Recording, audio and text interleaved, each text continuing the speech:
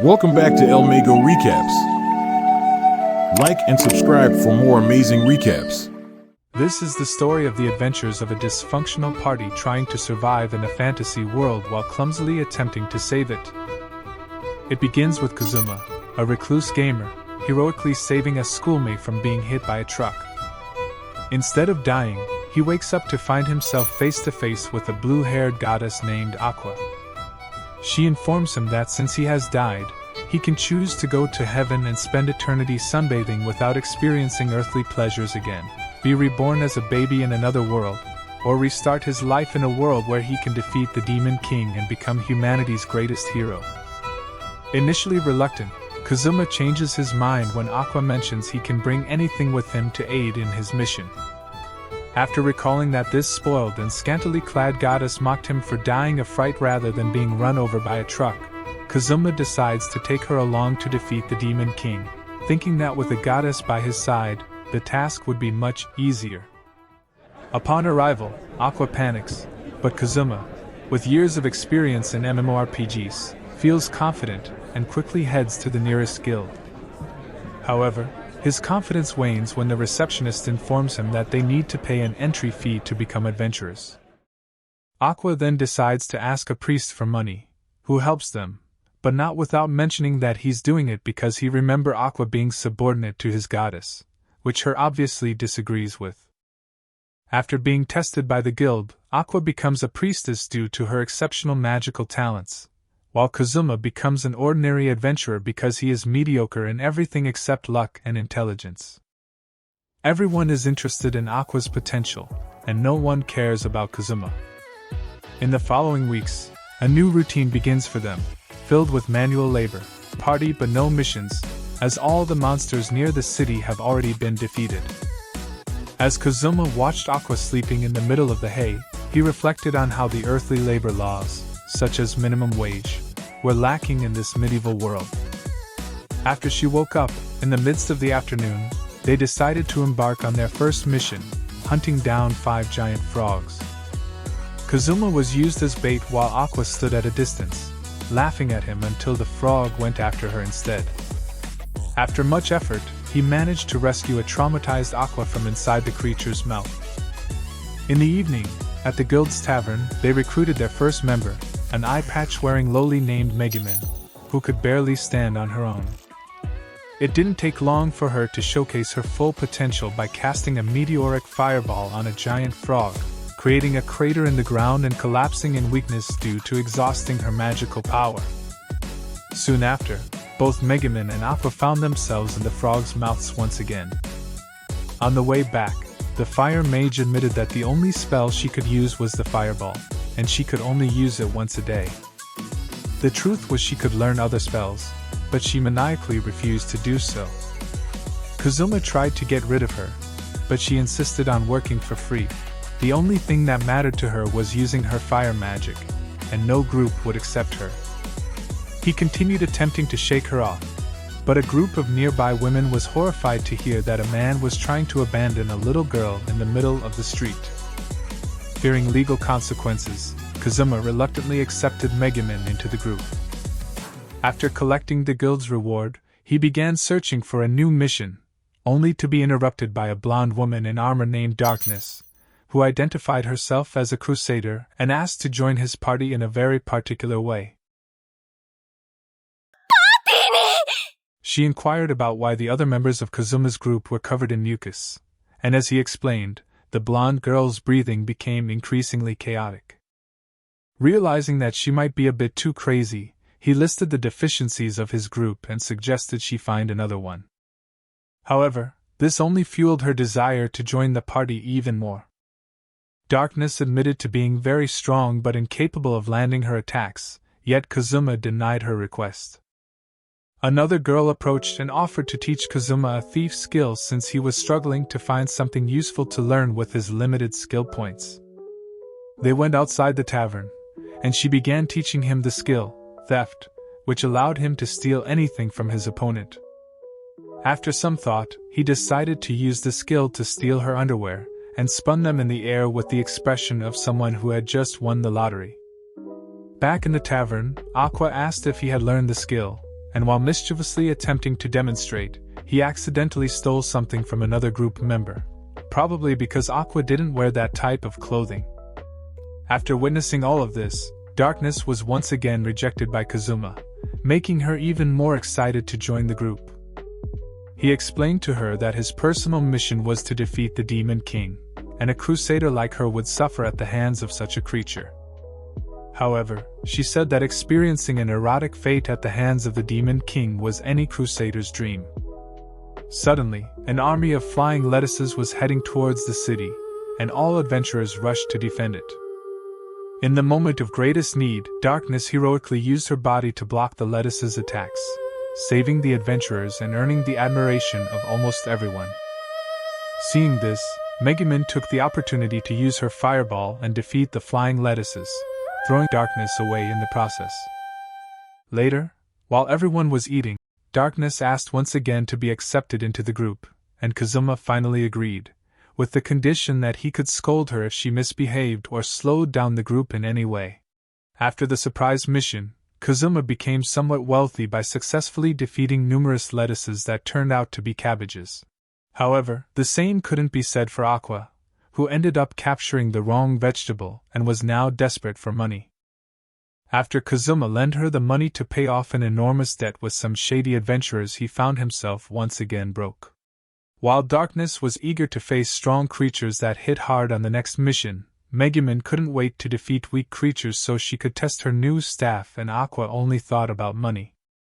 However, in the end, they didn't take any missions because one of the Demon King's henchmen had established himself in the region, causing other monsters to flee in fear. In the following days, Kazuma and Megumin started going daily to train her fireball magic. Regardless of whether it was sunny, rainy, or snowy, she cast her spell at a nearby abandoned castle every single day. Meanwhile, Aqua was selling vegetables at the fair, and Darkness went home to train with her family. In the barn, petting a white kitten, Kazuma asked Aqua if it wouldn't be better for a stronger party to go after the Demon King since he had no special powers. She began to cry, saying she would never return home if he gave up on their mission. Later, the Adventurers Guild attendant gathered everyone in front of the city for a surprise mission against the Demon King's minion, an undead knight named Dullahan. Extremely irritated, the knight demanded to know who dared to repeatedly launch a powerful fire spell against his castle day after day. Everyone turned to a fire mage known in the city, who was crying in fear. However, Megumin bravely claimed responsibility for the attacks at his castle. After a heartfelt speech from the girl, Aqua joined her, vowing to purify the undead knight, who remained unfazed. When Dullahan cursed Megumin, Darkness protected her with her body and ended up cursed to die in a week. The Crusader recited everything she thought a bad guy like Dullahan could do to her and unexpectedly proceeded to surrender herself to him, but was prevented from doing so by Kazuma. Before leaving, Dullahan told Megumin that if she wanted to lift Darkness's curse, she needed to go to his castle. It never happened since Aqua managed to easily lift the curse. On the next day, Aqua chose a mission to purify the water of a nearby lake. Considering the possibility of her being attacked during the process, and with the mission expected to last around 12 hours, the group decided to put the goddess inside a cage to simplify the procedure. Feeling like a tea bag submerged in water, the girl began the process of purifying the greenish water from the lake. After hours of calmness, monsters finally started to appear. Even with the steel cage being bitten by the alligators, Aqua did not want to give up and continued persisting for hours in her mission. When she finished purifying the lake, her eyes were vacant. She had become traumatized and asked to be taken back to the city inside the cage because she was too afraid of the world outside it. On the way back, a famous hero known for defeating the ancestral dragon saw her being transported inside a cage and opened the bars with his bare hands, recognizing Aqua as a goddess. After a few more moments of mind numbness, she came back to her senses. The hero asked if she remembered him and the sword she gave him, and Aqua said she had no idea who he was. After learning that Kazuma had brought her to this world, thrown her into a lake, and made her sleep in the stables, the hero became furious with him. Meanwhile, Kazuma believed that the hero's life had been too easy since Aqua had given him a legendary cursed sword as a gift. Disturbed by the goddess's situation, the hero challenged Kazuma to a duel, but before he could finish explaining the rules, Kazuma went for him, stole his weapon, and hit him on the head with it, winning the duel, irritating the hero's assistants and taking his sword. Later, while Aqua complained about receiving only a third of the reward because the cage repair cost her 200,000 coins, the hero returned. As he asked Aqua to join his group, she hit him squarely with a divine punch.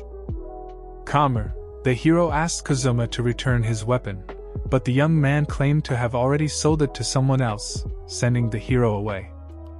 Later in the day, Dullahan came to the city once again, angry with Kazuma's group for not visiting him after he cursed darkness. He claimed that, other than Kazuma's group not having visited him, the crazy Crimson Demon Girl continued to attack his castle daily. Megumin pretended not to hear him, but Kazuma eventually discovered that Aqua was her accomplice, and indeed, they continued to attack Dullahan's castle day after day. After Aqua attempted to purify Dullahan twice, he summoned some undead minions who rushed to attack the blue-haired goddess. Megumin cast her explosive magic, defeating all the undead summoned by the night. However, Dullahan was still alive and quickly defeated a group of adventurers who attacked him.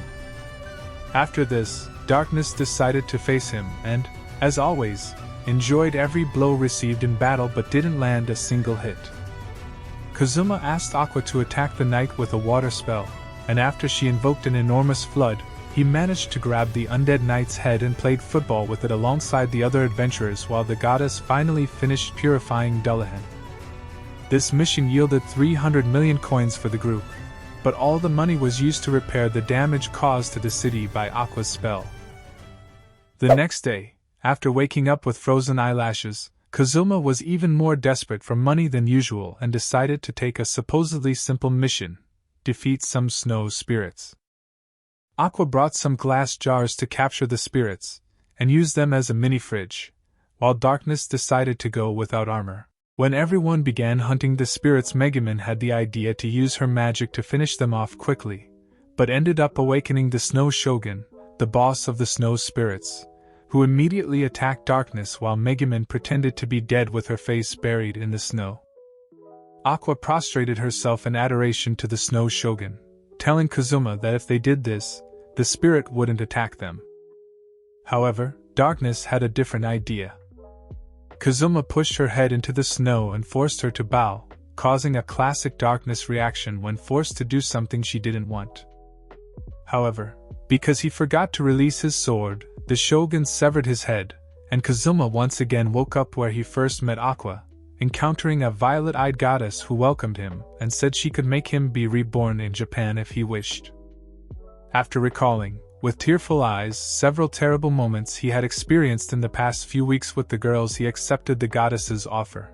But suddenly Kazuma heard Aqua's voice saying she had cast a resurrection spell on him, telling him to return to the world of the living. After she threatened the goddess who was with Kazuma, he reluctantly returned to life. Later, everyone reunited once again at the tavern, had dinner, and planned their next steps. On the following day, Kazuma caught Aqua attempting to burn his jacket because she was freezing cold. After giving her a smack on the head and retrieving his clothes, they headed to Lich Wiz's store. Aqua complained about everything and teased the undead girl from the very beginning. When she admitted being a goddess, Wiz was alarmed, having heard that Aqua's followers were all crazy. After congratulating Kazuma for defeating one of the Demon King's generals, Wiz admitted being one of those generals herself. She was responsible for maintaining the magical barrier protecting the Demon King's castle. When attacked by Aqua, Wiz quickly mentioned that there was no reward for her head, and even if they defeated her, they wouldn't gain anything. After some consideration, Kazuma decided to leave her be. It wouldn't make sense to bring down the Demon King's castle barrier if he and his party weren't strong enough to defeat him. He asked Wiz to teach him a lich spell, which she gladly did. After accepting a mission to purify a mansion, the group was surprised by its magnitude. While Aqua began concocting a fabricated story about what happened there, the others entered the house. After some time, Kazuma found her crying in her room, holding a bottle of sake, swearing to vanquish the spirit that had sneakily drunk her expensive alcohol.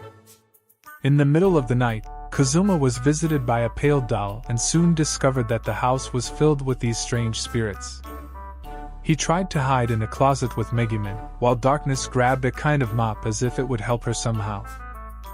When Kazuma opened the hiding spot's door, he accidentally hit Aqua's head, knocking her out. The next day, they found out that the mansion was filled with spirits because Aqua, during a mission, had raised a barrier, inadvertently trapping them all there out of laziness, for so they decided not to accept the guild's special reward. As it turned out, Aqua's story was true, and a family had indeed lived and died in that house. But now that the house wasn't haunted anymore, the party finally had a nice place to live. While the girls played chess, Kazuma observed Aqua's character sheet and noticed that despite her level having increased since they arrived, her stats remained unchanged. Soon after, an alert warned that a mobile fortress was approaching the city, and everyone headed to the guild. With all the adventurers gathered, the guild attendant explains that the destroyer is a very ancient and powerful mobile fortress that, for some reason, is heading towards the city. Aqua believes she might be able to bring down the fortress's barrier, while Megumin takes charge of demolishing it with her fire magic. However, she doesn't think the destroyer will be destroyed so easily and gets irritated when everyone calls her the crazy mage.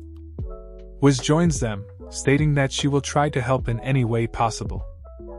In the city, she is known as a powerful archmage, but no one knows she is a lich. Darkness admits to Kazuma that she is the daughter of an influential noble family, and sees it as her duty to defend the people of the city. She also reveals her real name is Lalatina and gets all worked up when Kazuma teases her about it. When the fortress arrives, it becomes clear that it looks like it came straight out of a sci-fi movie. Seeing the destroyer, the girls become very apprehensive, but Aqua quickly conjures a mega spell to bring down the fortress's barrier, and Megumin teams up with Wiz to cast a lethal fire attack to halt the destroyer's advance. While everyone is celebrating the victory, the destroyer's speaker announces that, having sustained irreparable damage, the mobile fortress will self-destruct soon. Excited at the prospect, Darkness charges at it, inspiring other adventurers to attack, all of them reflecting on the reason that drives them to protect this wonderful city as they run. Inside the destroyer, they find a corpse and discover the location of the mobile fortress's power source. Wiz unintentionally absorbs almost all of Kazuma's vitality, and together they teleport the magic crystal to another location. However, the destroyer continues its self-destruction process. Kazuma transfers some of Aqua's vitality to Megumin, allowing her to invoke the most significant fire magic of her life, destroying the mobile fortress and finally saving the city. It didn't take long for a group of knights from the capital to visit Kazuma and his party. Instead of rewarding them, they accused Kazuma of crimes against the crown because the power crystal they teleported had ended up destroying the mansion of an influential feudal lord. With an exasperated look, he wishes that one day he can live in a wonderful peaceful world while Aqua shakes him.